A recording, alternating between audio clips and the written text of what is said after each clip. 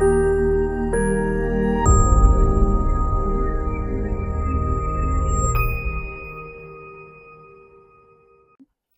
नमः दोस्तों, स्वागत है आप सभी का मेरे चैनल में जिसका नाम है वक्रतुंड बाय सोनाली। आज हम लोग एक इम्पोर्टेंट टॉपिक इस वीडियो में कवर करने वाले हैं। संधि में आपको पूर्वरूप संधि, परसवर्ण संधि और तुगागम संधि, ये तीनों टॉपिक आपके लिए बहुत इंपॉर्टेंट है और आपको बोर्ड एग्जाम में आते भी है। इसलिए आज हम लोग ये तीनों टॉपिक्स देखने वाले हैं और साथ में मैं आपको बहुत सारे ट्रिक्स भी बताने वाली हूँ कि इसको कैसे याद रखना है। तो वीडियो को लास्ट अंत तक जरूर देखिए, स्किप मत कीजिए। और अगर आप चैनल पे नए हैं तो जल्दी से चैनल को सब्सक्राइब कीजिए और बेल आइकन दबाइए ताकि आने वाली वीडियोस की जानकारी आपको मिलती रहे। तो चलिए शुरू करते हैं। पहले देखते हैं हम लोग पूर्वरूप संधि।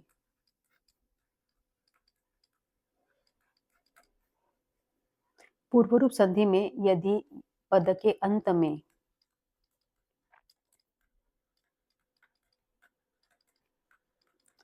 ए या ओ हो और उसके बाद अगर अ आता है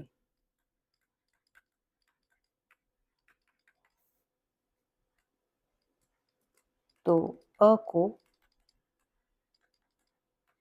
पूर्वरूप हो जाता है।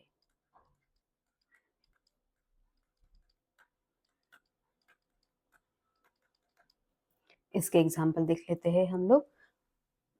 जैसे हरे प्लस अत्र, तो यहाँ पे आ जाएगा हरेत्र। दूसरा वाला जो अ है उसके बदले हम लोगों को डालना है अवग्रह, इसको हम लोग बोलते हैं अवग्रह।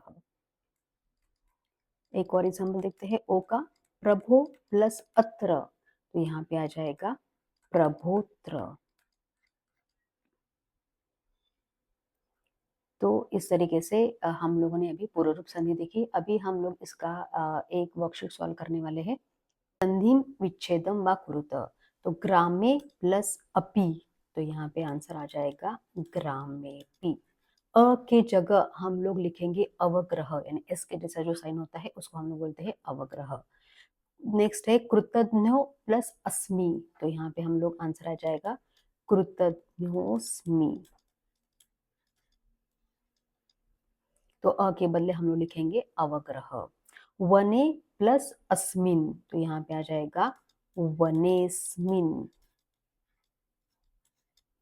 उसके बाद है नेक्स्ट सेवते प्लस अहम, तो ए आना चाहिए या तो ओ आना चाहिए पहले पद में और उसके बाद के पद में अ आना चाहिए, तो ही हम लोग उसको पूर्वरूप संधि बोलेंगे। तो सेवते हम, अ के बदले हम लोग डालेंगे अवग्रह। गृहे पी, तो गृहे प्लस अपि। सर्वेस्मिन, तो सर्वे प्लस अस्मिन।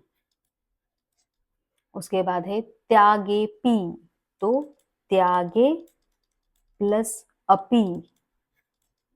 उसके बाद है प्रसन्नोसी, तो प्रसन्नो प्लस असी। जहां पे पूरा पद दिया हुआ है और अवग्रह लिखा हुआ है वहां पे ये ट्रिक है, तो अवग्रह के बदले आपको सिर्फ अ लिख देना है वहां पे। तो प्रसन्नो प्लस असी। त्यागे पी में त्यागे प्लस अपि, जहां पे अवग्रह आया हुआ है वहां पे आपको उसके बदले लिखना है अ। और यहाँ पे लिखा है लास्ट वाला है विष्णुत्र, तो विष्णु प्लस अत्र। इसके बाद पूर्वरूप संधि हम लोगों ने देख लिया है। इसके बाद अभी हम लोग देखने वाले हैं परसवर्ण संधि। तो यहाँ पे मैं परसवर्ण संधि के जो रूल है वो लिख देती हूँ। परसवर्ण संधि में अपदांत अनुस्वार के बाद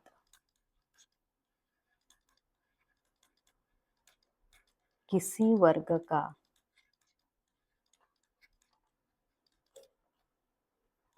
कोई भी व्यंजन हो तो अनुस्वार को उसी वर्ग का पांचवा वर्ण हो जाता है। तो अगर पहले पद के अंत में अगर अनुस्वार हो और उसके बाद किसी वर्ग का कोई भी व्यंजन हो, तो अनुस्वार को उसी वर्ग का पांचवा व्यंजन हो जाता है। एग्जाम्पल देखते हैं ताकि आपको और अच्छे से समझ में आ जाए। जैसे यहाँ पे गुम प्लस फितह, तो यहाँ पे अनुस्वार आया हुआ है और सामने प वर्ग का ये व्यंजन आया हुआ है फ, तो प फ ब भ म, तो उसी वर्ग का हम लोग यहाँ पे करेंगे, तो ये हो जाएगा गुम्फितः। तो पांचवा वर्ण करेंगे, उसी वर्ग का पांचवा वर्ण हो जाता है। यहाँ पे और एक एग्जाम्पल देख लेते हैं। जैसे कम प्लस ठह, तो अपदांत अनुस्वार अनुस्वार आया हुआ है पहले पद में और उसके बाद ठ आया हुआ है, तो ट वर्ग का व्यंजन है ये ठ, ट ठ ड ढ ण, तो उस वर्ग का पांचवा वर्ण इसमें हो जाएगा, म के स्थान को रिप्लेस करेगा, यानी अनुस्वार को रिप्लेस करेगा, तो ये हो जाएगा कंठ। तो इसको और अच्छे से समझने के लिए अभी हम लोग इसका एक वर्कशीट सॉल्व करने वाले हैं। अभी देखते हैं परसवर्ण अपरसवर्ण संधि का एग्जाम्पल हम लोग देखते हैं और सारे वर्कशीट हम लोग देखते हैं। तो यहाँ पे देखिए गुम प्लस फितः, तो यहाँ पे आ जाएगा गुम फितः। दिवम प्लस गतः, तो यहाँ पे अनुस्वार आया हुआ है पद के अंत में और सामने ग ये व्यंजन आया हुआ है, यानी क वर्ग का तीसरा व्यंजन आया हुआ है क ख ग, तो उसी व्यंजन का जो व्यंजन है उसी वर्ग उसी का पांचवा व्यंजन हो जाएगा, पांचवा वर्ण हो जाएगा, तो यहाँ पे हो जाएगा दिवंगतः, क ख ग घ अंग। चम प्लस चलह, तो यहाँ पे अनुस्वार आया हुआ है और सामने च आया हुआ है, तो च छ ज छ न्य, तो यहाँ पे आ जाएगा चंचलह। उसके बाद है अम प्लस कह, तो यहाँ पे आ जाएगा अंकः। गम प्लस गा, तो यहाँ पे ग म आया हुआ है पहले, इसमें पहले पद में अनुस्वार आया हुआ है, उसके बाद में ग आया हुआ है, तो क ख ग घ अंग, तो यहाँ पे हो जाएगा गंगा।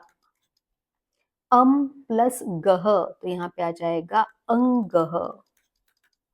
उसके बाद बिम प्लस दुहु, तो यहाँ पे आ जाएगा त थ द ध न बिंदुहु। शांतः, अभी पूरा पद दिया हुआ है तो आपको दिखना है कि बीच में जो न आए, ये ट्रिक है पहचानने की, जो बीच में न आया हुआ है वो कौन से वर्ग का है, तो त थ द ध न, तो यहाँ पे आ जाएगा शाम प्लस तह। संधि, अभी ध त थ द ध न, इसलिए बीच में यहाँ पे न आया हुआ है, तो यहाँ पे लिखेंगे हम लोग सम प्लस धी। कंठ, तो यहाँ पे आ जाएगा कम प्लस ठह। चम प्लस दनम, तो यहाँ पे आ जाएगा त थ द ध न चंदनम। घम प्लस टा, तो यहाँ पे आ जाएगा ट ठ ड ढ ण, तो यहाँ पे आ जाएगा घंटा। सिंधुहु, तो यहाँ पे आ जाएगा सिम प्लस थुहु। दंडह, तो ट ठ ड ढ ण, तो यहाँ पे आ जाएगा दम प्लस डह। उसके बाद है कम प्लस टकह, तो यहाँ पे आ जाएगा कंटकह। और लास्ट है शम प्लस करह, तो यहाँ पे आ जाएगा शंकरह।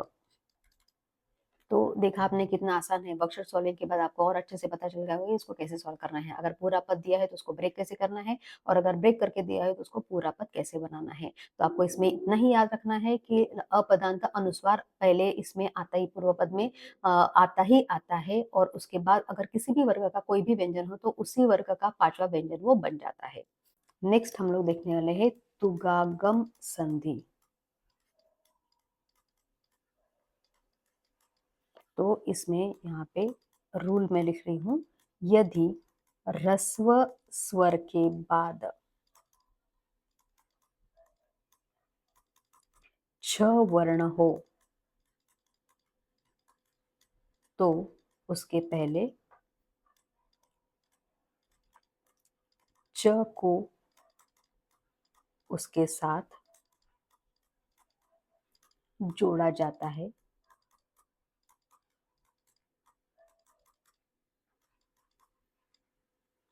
जिससे वो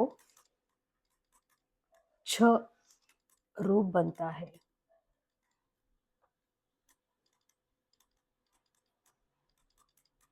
जैसे एग्जाम्पल हम लोग देखते हैं अभी, अनु प्लस छेदः। तो यहाँ पे अनु में ह्रस्व स्वर आया हुआ है और सामने छ आया हुआ है, तो उसके पहले च आ जाएगा और ये हो जाएगा अनुच्छेदः।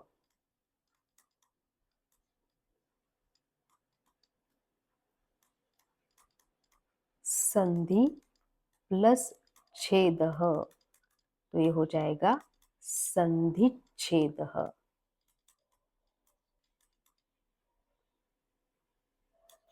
स्व प्लस छः, तो ये हो जाएगा स्वच्छः। तो आपको रूल याद रखना है कि यदि ह्रस्व स्वर के बाद छ वर्ण हो तो उसके पहले च को उसके साथ जोड़ दिया जाता है, जिससे वो छ ऐसे बनता है। एग्जाम्पल, आपको सिंपल एक एग्जाम्पल याद रखना है उसके लिए, स्व प्लस छह तो हो जाएगा स्वच्छ यानी क्लीन। तो अगर एग्जाम्पल के साथ आप उसको याद रखेंगे तो आप ये रूल कभी नहीं भूलेंगे और आपका ये कभी गलत नहीं होगा। तो इसको और अच्छे से समझने के लिए इसके लिए एक हम लोग वर्कशीट सॉल्व करने वाले हैं। शुरू, चलिए तो वर्कशीट सॉल्व करते हैं। तुगागम संधि का ये वर्कशीट है। जैसे शिव प्लस छत्रम, तो ये हो जाएगा शिवट छत्रम। उसके बाद है स्व प्लस छह, तो ये हो जाएगा स्वच्छः। वृक्ष प्लस छाया, तो ये हो जाएगा वृक्षच छाया। राम प्लस छत्रम, तो ये हो जाएगा रामच छत्रम। संधि प्लस छेदः, तो ये हो जाएगा संधिच्छेदः। वि प्लस छेदः, तो ये हो जाएगा विच्छेदः। स्वच्छंदः, तो स्व प्लस छंदः। अगर उसको ब्रेक करना है तो जहाँ पे च है ये एक ट्रिक है। तो अगर पूरा पद दिया है और आपको उसको अगर ब्रेक करना है तो जहाँ पे आधा च दिख रहा है आपको, तो वहीं से उसको आपको ब्रेक करना है और दोनों पदों को अलग अलग कर देना है। जैसे यहाँ पे हम लोग ने स्वच्छंदः में स्व को अलग किया और छंद को अलग किया, च जहाँ पे है आधा च वहीं पे हम लोगों ने उसको ब्रेक किया हुआ है। तो इस तरीके से ये ट्रिक अगर आप याद रखेंगे तो आपका ये गलत नहीं होगा। परिच्छेद में, अभी देखो परिच्छेद, इसमें भी आपको पूरा पद दिया है और उसको आपको संधि विच्छेद करना है यानी ब्रेक करके लिखना है आपको।